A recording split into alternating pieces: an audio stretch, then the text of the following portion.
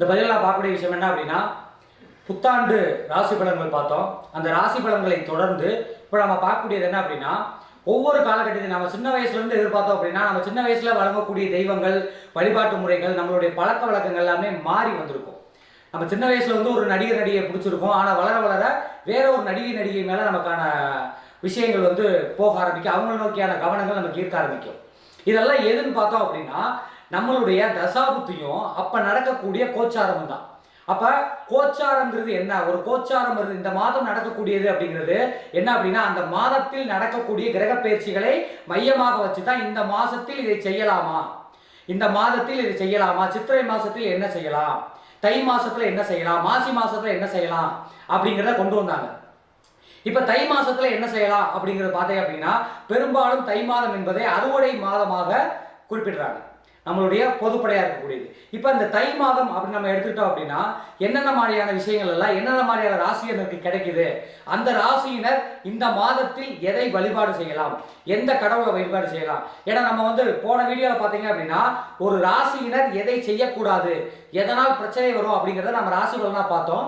இப்போ நம்ம பார்க்கக்கூடிய கான்செப்ட் என்ன அப்படின்னா, இப்போ ஒவ்வொரு ராசியினரும் எந்த காலகட்டத்தில் எந்த தெய்வத்தை வணங்க வேண்டும், ஒவ்வொரு மாதத்தில். இப்போ ஆங்கில மாதத்தை நம்ம எடுத்துக்கிட்டு ஜனவரியிலிருந்து நம்ம எடுத்தோம் அப்படின்னா, இந்த மாத காலகட்டத்தில் நம்ம என்ன மாதிரியான தெய்வத்தை வணங்க வேண்டும், அப்படி வணங்குவதால் நமக்கு என்னென்ன மாதிரியான பலன்கள் கிடைக்கும், எந்த கோயிலை வழிபாடு பண்ணலாம் அப்படிங்கிறதா. ஏன்னா நம்ம முதலில் நம்ம சின்ன வயசுல பார்த்தீங்க அப்படின்னா, அவர் பிறந்தப்ப அவங்களுக்கு ஒரு புதன் புத்தியோ புதனுடைய திசையை நடந்துச்சு அப்படின்னா, அவங்க ஆரம்பத்தில் அவங்ககிட்ட கேட்டீங்க அப்படின்னா, நான் வக்கீலாக போகிறேன் அப்படின்னு சொல்லி பேசியிருப்பாங்க.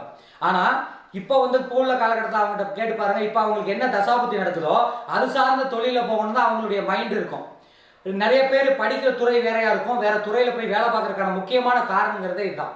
அப்போ நமக்கு வந்து முதல்ல என்ன வரும், நம்ம லைஃப்பில் என்ன ஆகும் அப்படிங்கிறத தெரிஞ்சுக்கிட்டு அது சார்ந்தா படிச்சிங்க அப்படின்னா, நீங்கள் இன்னும் அந்த துறையில் ஜெயிக்கிறதுக்கான மெத்தட் இருக்குது.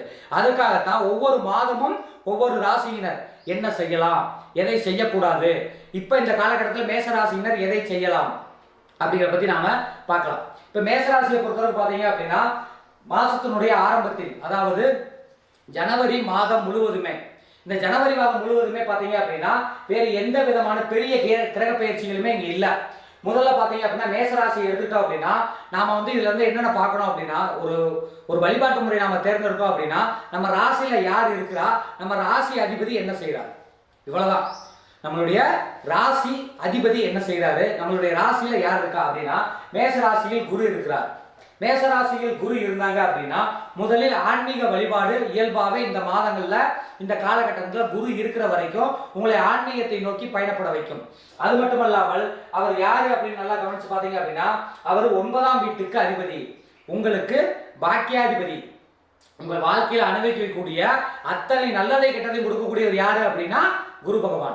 அப்ப அந்த குரு பகவான் உங்களுடைய 9ஆம் அதிபதி லக்கணத்துல இருக்கிறதுனால இயல்பாவே நீங்க தெய்வத்தை நோக்கி பயணம் பண்ணுவீங்க. 9ஆம் இடம் அப்படிங்கிறத நம்மளுடைய புராணங்கள் இதிகாசங்கள் இதை சொல்லக்கூடியது எல்லாமே 9ஆம் இடம். அப்போ 9ஆம் இடம் வந்து லக்கணத்துல இருக்கிறாரு, 9ஆம் வீட்டு அதிபதி வந்து லக்கணத்துல இருக்கிறாரு அப்படின்னா நம்ம என்ன பண்ணோம் அப்படின்னா, நம்மளுடைய புராணங்கள், நீங்க எந்த மதமா இருந்தாலும் சரி, நீங்க எந்த மதத்தை பின்பற்றுவதாக இருந்தாலும் சரி, அந்த மதம் சார்ந்த அந்த மதம் சொல்லக்கூடிய ஒரு நூலை வந்து தேர்ந்தெடுத்து படிங்க. அதுல இன்னும் குறிப்பிட்டு சொல்ல போனோம் அப்படின்னா, உங்களுடைய ராசியாதிபதியே 9ஆம் இடத்துல இருக்கிறதுனால, உங்களுடைய ராசியாதிபதியே 9ஆம் இடத்துல இருக்கிறதுனால, செவ்வாய் என்ற கிரகம் உங்களுடைய ராசியாதிபதி ஆனதுனால செவ்வாயை குறிக்கக்கூடிய கடவுள் முருகப்பெருமான். அப்ப முருகப்பெருமான் சார்ந்த புராணம் என்ன புராணம்னா கந்த புராணம். கந்த புராணத்தை கேட்பது, நீங்கள் வந்து முருகன் கோயில் வழிபாடு பண்ணி போடுவது, அது மட்டும் இல்லாமல் தைப்பூசத்தில் கலந்து கொள்வது, தைப்பூசத்தில் ஒரு நல்ல ஒரு பார்ட்டிஷன் உங்களுடையதான் ஒரு நல்ல ஒரு அவங்களுக்கான ஒரு நீர் சம்பந்தமான ஏதாவது ஒரு பொருள் கொடுக்கறது. நீங்கள் இந்த தை மாதம் முழுவதும் உங்களுக்கு வந்து அதிர்ஷ்டமான நிறம் என்ன அப்படின்னா மஞ்சள் நிறம். இந்த மஞ்சள் நிறத்தை நீங்கள் இந்த மாதம் பயன்படுத்துனீங்க அப்படின்னா உங்களுக்கு நினைத்தது நிறைவேறும். உங்களுக்கு நெடுநாளாக தடைபடக்கூடிய கஷ்டப்படக்கூடிய, ஏன்னா 9ஆம் இடம்ங்கிறது தான் பாக்கியங்க. அப்போ அந்த பாக்கியத்தில் இருக்கக்கூடிய தெய்வ வழிபாடுகளை, இந்த பாக்கியத்தில் இருக்கக்கூடிய தெய்வ வழிபாட்டு காரகங்களை நீங்கள் பிடிச்சிக்கிட்டு வழிபாடு செஞ்சீங்க அப்படின்னா உங்களுக்கு மிக சிறப்பாக இருக்கும். அதே போல தனுசு ராசியை குறிக்கக்கூடிய இந்த 9ஆம் இடத்தை குறிக்கக்கூடிய ஊர் என்ன அப்படின்னா ராமேஸ்வரம். அப்போ ராமேஸ்வரத்தில் போய் நீங்கள் உங்களுடைய வழிபாட்டு முறைகளை எடுத்துக்கிறதோ, ராமேஸ்வரத்தில் போய் ராமநாதரை வழிபாடு செய்வதும் உங்கள் வாழ்க்கையில் மெல்ல உங்களுக்கு மென்மேலும் ஒரு வளர்ச்சியை கொடுக்கும்.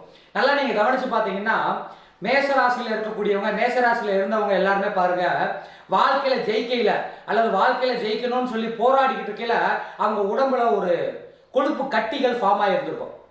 நீங்கள் மேசராசினர் இந்த பதிவை பார்த்தீங்க அப்படின்னா இதுக்கு நீங்கள் அதனுடைய வாட்ஸ்அப்பில் நீங்கள் ரிப்ளை பண்ணுங்கள். கண்டிப்பான முறையில் 100% அவங்க வாழ்க்கையில் ஜெயிக்கிறதுக்கான அறிகுறி என்ன, ஒரு கொழுப்பு கட்டி வரும். ஏன்னா அந்த பாக்கியாதிபதி வேலை செய்கிறாருன்னு அர்த்தம். உடம்புல அந்த வேலையை கொடுத்துட்டாரு பார்க்குறாங்க அப்படின்னா அவங்க உடனடியாக அவங்க லைஃப்பில் முன்னேற போகிறாங்க, அவங்களுக்கான சொர்க்க வாசல் திறந்துருச்சுன்னு அர்த்தம்.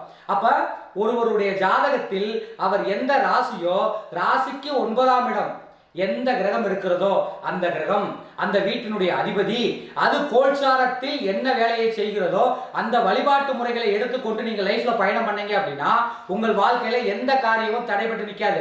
அப்ப மேசராசிக்காரங்க ஜனவரி மாதம் முழுவதுமே நீங்கள் செய்யக்கூடியது என்ன அப்படின்னா, உங்க ராசியாதிபதியே 9ல இருக்கிறாரு, உங்க ராசியாதிபதியே 9ல இருந்து வேலை செய்யற. அப்ப உங்களுக்கான பாக்கியஸ்தானம் இறைவனை தேடி சென்றால், அந்த செந்தில் ஆண்டவனை தேடி சென்றால் வாழ்க்கையில் வளமாக இருக்கலாம், நல்ல ஒரு நடைபயணம் போகலாம். ஏன்னா பயணம் என்பது, ஆன்மீக பயணம் என்பது பார்த்தீங்க அப்படின்னா உங்களுடைய ராசியாதிபதி 9ல இருக்கிறதுனால நீங்க ஆன்மீக பயணம் நடைபயணமாக போறது, ஒரு தீர்த்த யாத்திரை போறது, ஒரு இடத்துக்கு போய் வந்து நீங்க வழிபாடு செய்வது மிகவும் சிறப்பாக இருக்கும்.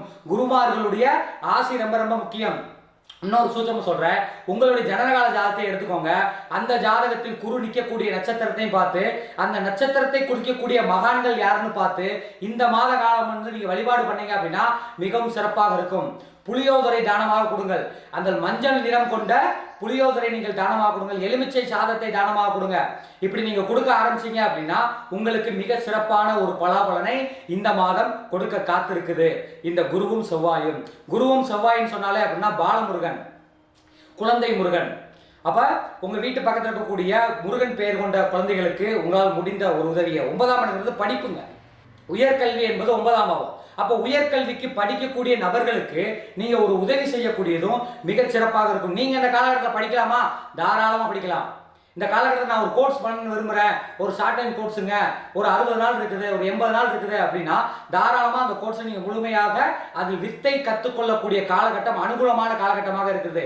முழுமையாக நீங்கள் செய்ய வேண்டிய விஷயம் என்னன்னா, செந்தில் ஆண்டவனை சரணடையுங்கள். ஏன்னா கால தேவன் சொல்லுவாங்க, செவ்வாயை காலதேவன் சொல்லுவாங்க. அப்படி காலதேவன் பாக்கியாதிபதி இடத்துல வருது உங்களுக்கு மிகவும் சிறப்பாக இருக்கும்.